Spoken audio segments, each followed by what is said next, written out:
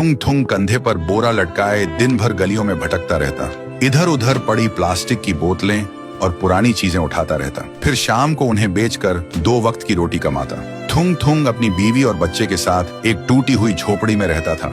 गरीबी इतनी थी कि कभी कभी नमक रोटी भी नसीब नहीं होती थी। भूख मिटाने के लिए पेड़ों के पत्तों का सहारा लेना पड़ता। फिर भी थुंग थुंग ने कभी चोरी का सहारा नहीं लिया। एक दिन थुंग थुंग थका हारा श्मशान के पास बैठा था। शाम ढल चुकी थी और हवा में जले हुए लकड़ों की बू थी। तभी उसे मिट्टी के नीचे से हल्की सी रोशनी चमकती दिखी।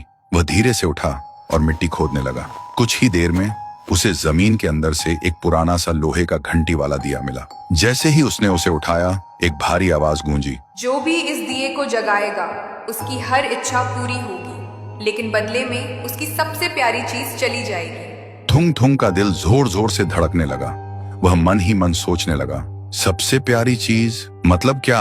वह घर लौटा और बीवी को सब बताया। बीवी ने ध्यान से सुना। उसकी आंखों में डर भी था और थोड़ी सी उम्मीद भी। फिर बोली, 3 दिन से बच्चा भूखा है, क्यों ना पहले खाना मांग ले। थुंग थुंग ने कांपते हाथों से दिया जलाया और धीरे से बोला, हे दिए, मेरे भूखे बच्चे के लिए अनाज दे दो, बस पेट भर खाना दे दो। अचानक पूरी झोपड़ी अनाज और रोटियों से भर गई। बीवी खुशी से रो पड़ी। लेकिन उसी रात थुंग थुंग ने देखा उसका बच्चा चुपचाप कोने में बैठा है और उसे पहचान नहीं रहा। सुबह तक बेटा उसका नाम भूल चुका था। थुंग थुंग टूट गया, लेकिन घर में अनाज था और भूख खत्म हो चुकी थी। उसने खुद को समझाया, बाद में बच्चे का इलाज करवा लूंगा। फिर उसने सोचा, एक और बार इस्तेमाल कर लेता हूँ। इस बार उसने मांगा, हे दिए, पक्का मकान और दुकान दे दो। पलक झपकते ही टूटी झोपड़ी की जगह एक सुंदर पक्का घर बन गया और बगल में भरी हुई दुकान खड़ी थी। थुंग थुंग खुशी से बीवी के पास दौड़ा, लेकिन उसने देखा उसकी बीवी पत्थर की मूर्ति बन चुकी थी।